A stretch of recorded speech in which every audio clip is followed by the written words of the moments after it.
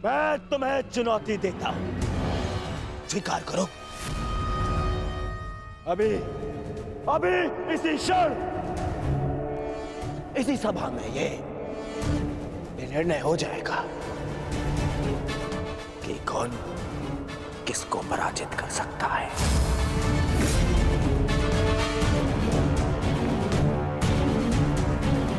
न्यायानां अधिकाराणां प्राप्त्यर्थं साम्राज्यर्थं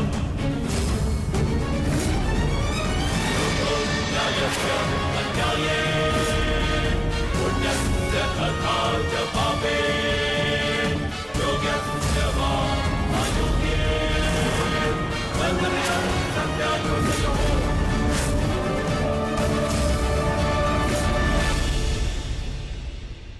मैंने तुम्हें पहले ही चेतावनी दी थी अंगराज, विवाह के समारोह में कोई भी विकट परिस्थिति उत्पन्न हुई तो उसका परिणाम भी विकट ही होगा। मैंने भी चेताया था कि मैं यहाँ केवल अतिथि बनकर आया हूँ, परंतु परिस्थिति उत्पन्न हुई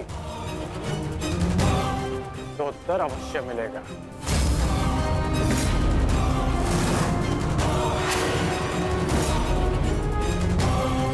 ठहरो, यहां कोई युद्ध नहीं होगा। मत भूलो कि ये अभिमन्यु का विवाह है। भीम, अर्जुन, कम से कम तुमसे मुझे ये आशा नहीं थी।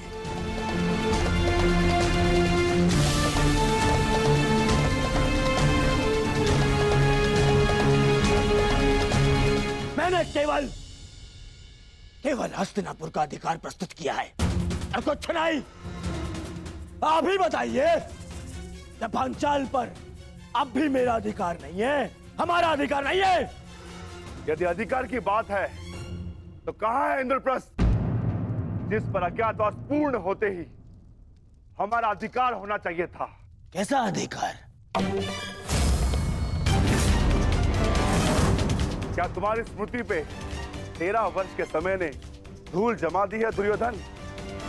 क्या तुम्हें स्मरण नहीं कि शर्त यह थी कि 12 वर्ष का वनवास और 1 वर्ष का अज्ञातवास पूर्ण होते ही हमें फिर से हमारा छीना हुआ राज्य वापस मिलेगा और ज्येष्ठ युधिष्ठिर फिर से सम्राट बन जाएंगे।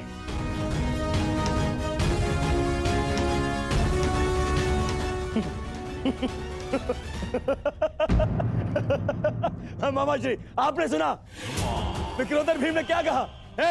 अधिकार।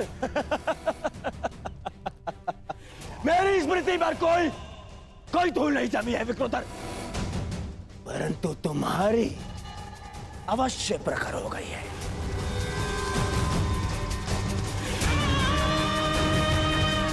क्योंकि मेरी गणना के अनुसार तुम्हारा ज्ञातवास तुम्हें पहले ही भंग कर चुका हूं, इसीलिए मैं तुम्हें कुछ नहीं दूंगा। कुछ नहीं मिलेगा तुम्हें। और वैसे भी विराट युद्ध में मैं पहले ही घोषणा कर चुका हूं कि इंद्रप्रस्थ पर अब भी मेरा दुर्योधन का अधिकार है।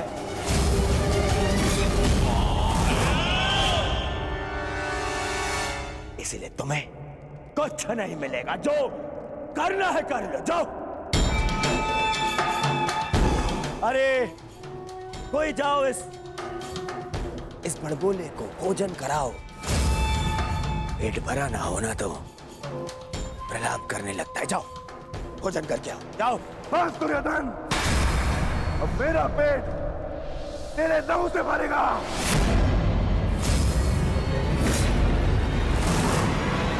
सावधान दुर्योधन।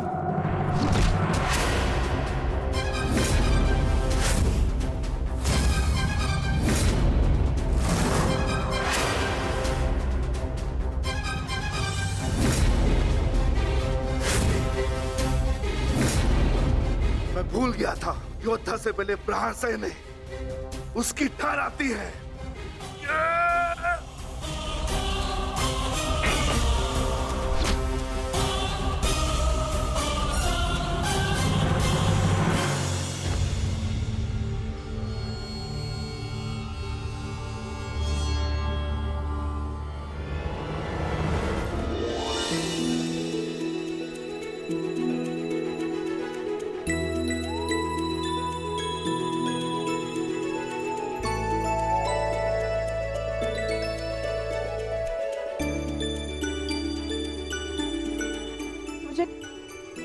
मुझे क्षमा कर दो साहब। मेरे कारण आपको बहुत ठेस पहुंची ना। तुमने सोच भी कैसे लिया? मात्र तुम्हारे कह देने से शाम तुम्हें अकेला छोड़ जाएगा।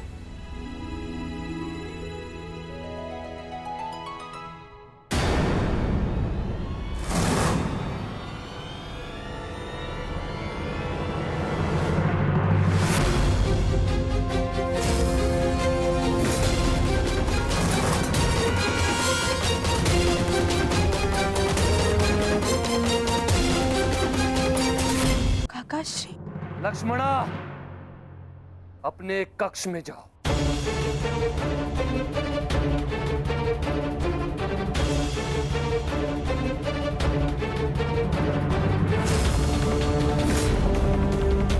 लक्ष्मणा, आप यदि कहीं जाएगी तो केवल मेरे साथ। अंततः तुमने अपने पिता के लक्षण दिखा ही दिए सांप। इसके विपरीत मैंने जो लक्षण दिखाए वो मेरे होने वाले ससुर, आपके ज्येष्ठ युवराज दुर्योधन में है। मौन रहो मूर्ख। ये मत भूलो कि तुम किसके समक्ष खड़े हो। दुशासन नाम है मेरा, जो आज तुम्हें तुम्हारे दुस्साहस का दंड देगा।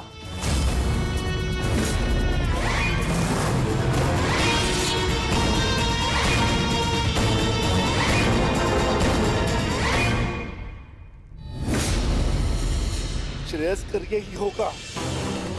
तुम इस प्रकरण से बाहर रहो कर्ण। ये राजपुत्रों का प्रकरण है, तुम जैसे सूत पुत्रों का नहीं। ये भूमि के अधिकार की बात हो रही है, रथ की रास थामने की नहीं। मैं केवल एक ही भूमि जानता हूं,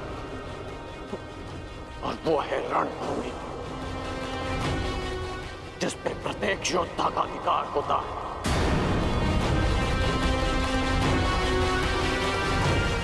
चाहे तुम जैसा भगोड़ा राजपुत्र हो या मेरे जैसा सूत पुत्र। तो ठीक है, आज मैं तुम्हारे योद्धा होने का भ्रम ही तोड़ देता हूं।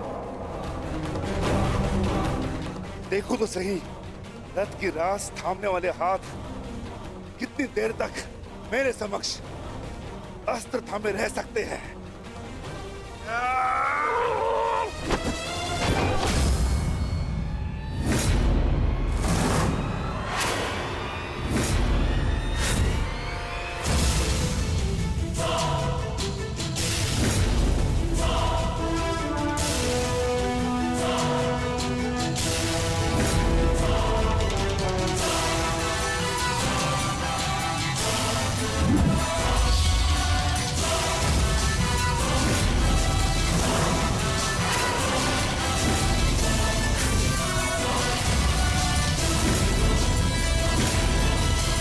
जानता था मैं, तू कट्टर धनुर्धर है।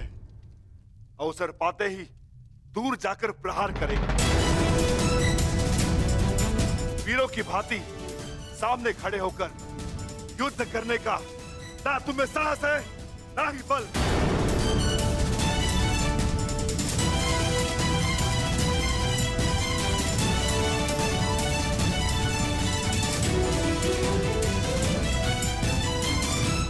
अपने बल और साहस का परिचय उस दुर्जय योद्धा को 2 बार दे चुका हूं मैं, जिसे तुमने छल से मारा था, जरासंध।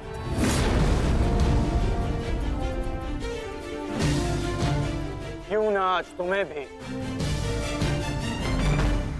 जरासंध का स्मरण करा दो।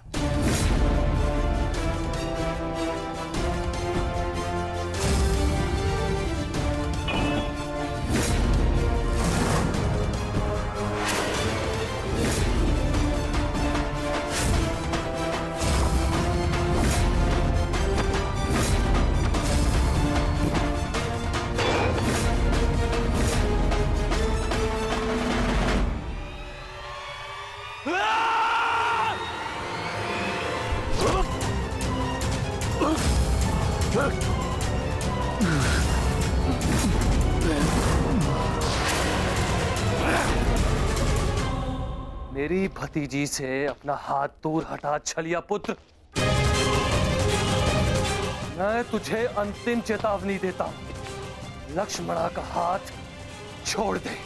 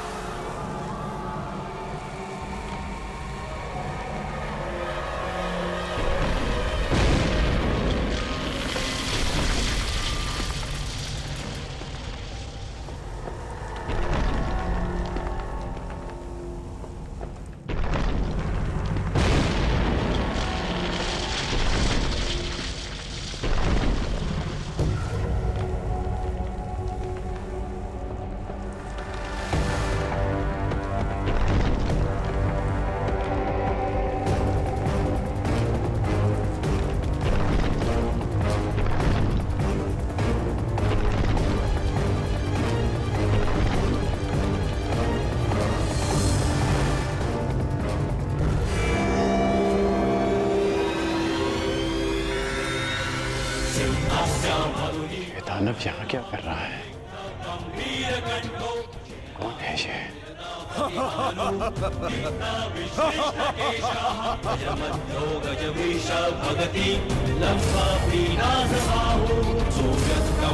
राक्षसी जो लोकवीरस्य पुत्रः।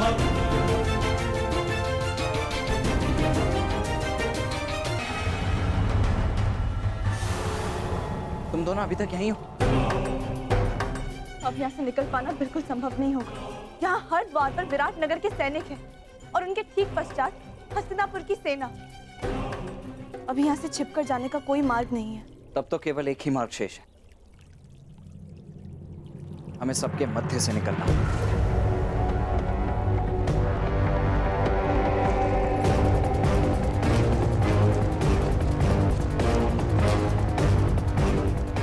ये कौन है? जो भी हो, वरदान इस समय हमारे लिए है। सब इसमें व्यस्त है, रुको मत, चलती रहो।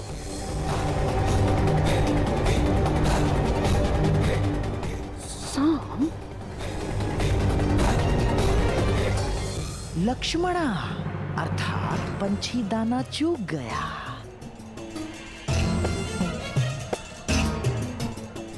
तुम्हारे पिता को कितना गर्व होगा साम, महान वासुदेव का महान पुत्र कितने महान प्रयोजन को लाक्षित कर रहा है। बस शीघ्रता से निकलना मूर्ख। तुम ना इस सभा में आमंत्रित हो और ना ही युद्ध में तुम्हारा आवाहन किया गया है। तुम हमारे मध्य आने वाले मूर्ख, कौन हो कौन तुम? मैं महाबली वीर भीम और माता हिडिंबा का पुत्र घटोत्कच हूँ।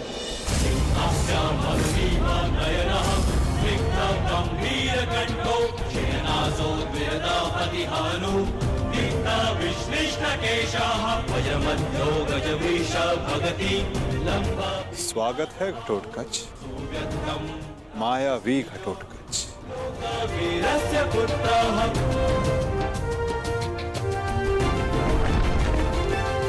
मेरे पिता पर शस्त्र उठाकर तूने भूल ही नहीं अपराध किया है। अब उसका दंड भुगतने के लिए तत्पर हो जाओ।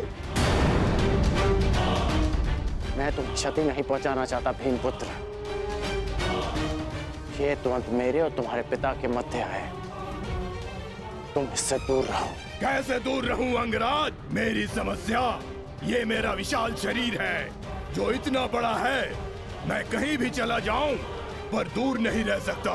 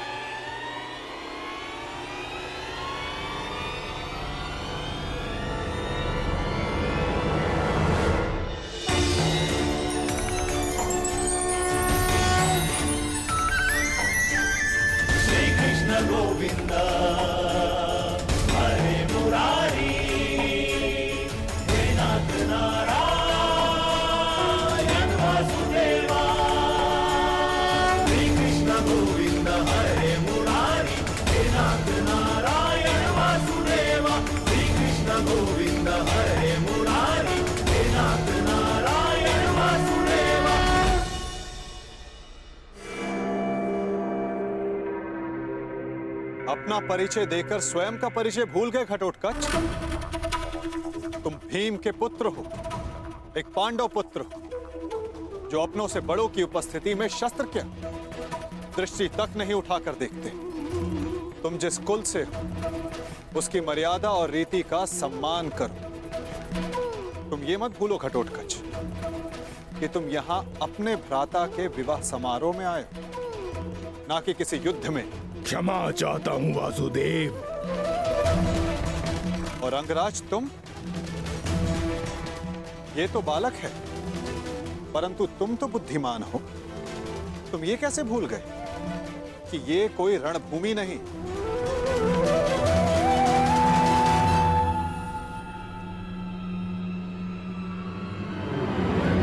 और आप सब एक अतिथि और अतिथि की मर्यादा कैसे भूल गए?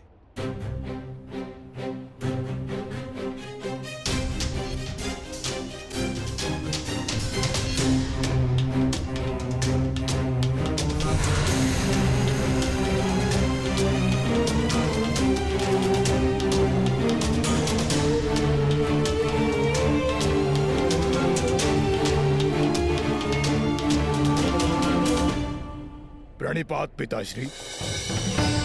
आयुष्मान भव पुत्र। स्वागत है पुत्र, तुम्हें देखकर प्रसन्नता हुई।